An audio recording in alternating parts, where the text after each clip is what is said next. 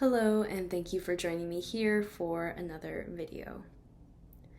I just recently went on my first solo trip, and I feel like I've been having a lot of internal upgrades and just a clarification of my own knowings, and not necessarily related to that trip, but I did want to share a little bit of wisdom I acquired the other day.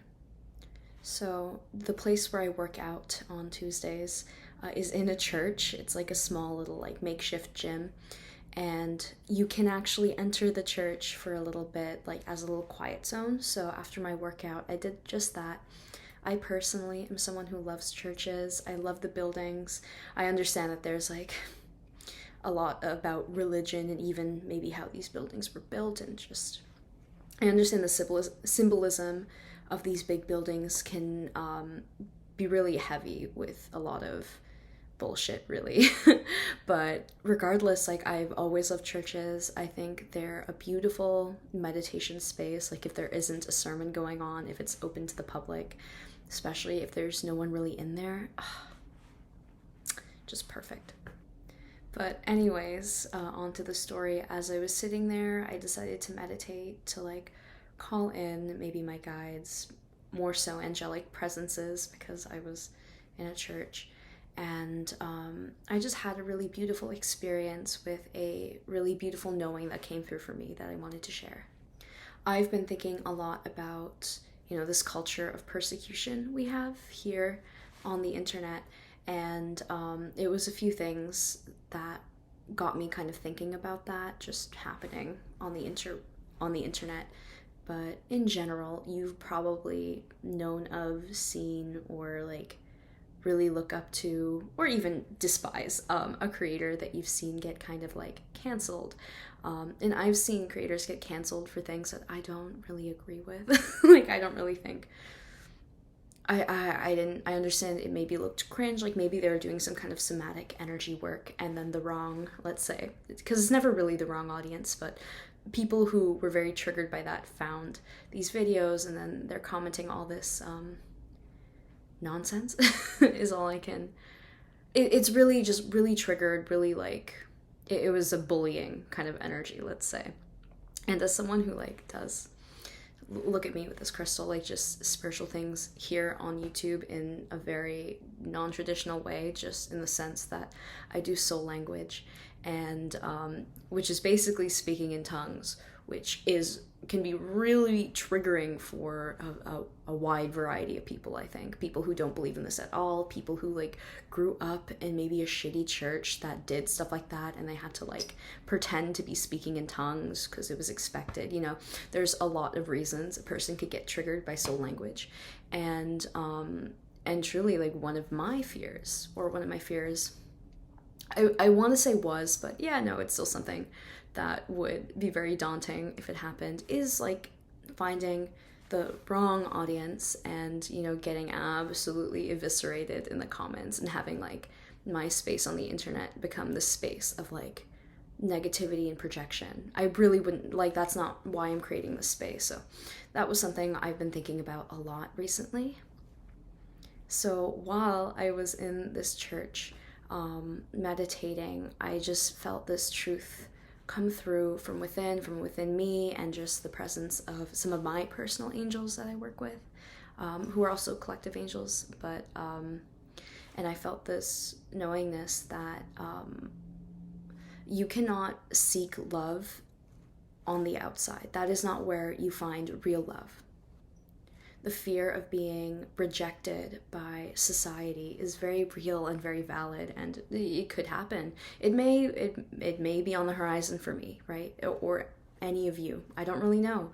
But the fear connected to that is like a fear of not being able to find love, having nothing to fill yourself up with.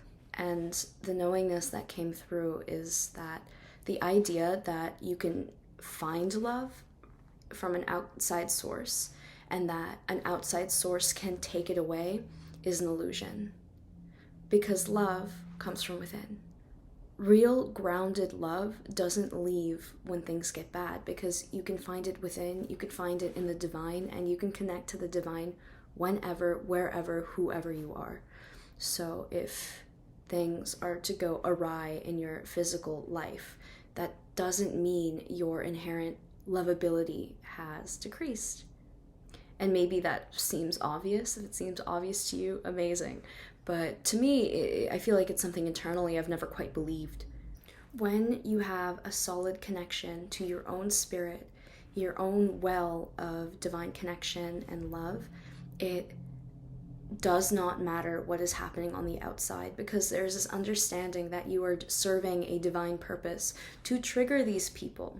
You are giving them the opportunity to deal with feelings, emotions, perspectives that maybe they haven't or wouldn't have if they didn't encounter you in your frequency.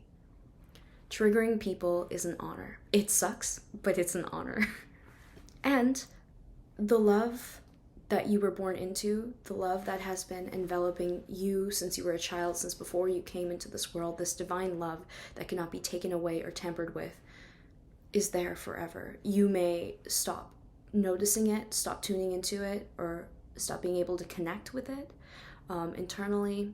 You can get distracted and then confused by the illusion of separation, but you were never separated from that love. The love that comes from within, that comes from within the divine part of you, and just the divine in general. If you are existing in love, it does not matter what is coming at you from the outside. Not to say that you become this like disconnected robot who can't, deal with the 3D or anything like that, but it's more so you can see it, you can feel it, you can acknowledge it. You can acknowledge it doesn't feel good, but that does not take away your sense of inherent worth and lovability. And that makes a difference in your life. Once you can do that, be that, I feel like the power you gain, just even in my meditation, just what I could feel, it's nothing can beat that. Nothing can beat you and tear you down without your consent in this context, I should say, when it comes to recognizing your love and your worth. Nothing can take that away from you without your consent, is really what I believe. Allow people to find you strange. Allow people to find you cringe or whatever it may be. It's about being solid in your own morals, your own intent and understanding. Not, cutting away all the voices, and, it's not about cutting off connection to the outside world and not being able to take criticism that is valid. No, it's okay. It's also okay to make mistakes. We're actually here to make mistakes, so it's okay to mess up. It's just about not letting that falter in your own frequency of love and of being loved, and that really changes the game. But yeah, that's all I really wanted to say for this message. Thank you so much for tuning in. Let me know if you've been thinking about the same thing with cancellation and the like. And yeah, thank you for being on the earth at this time, as usual, and I will see you in the next video.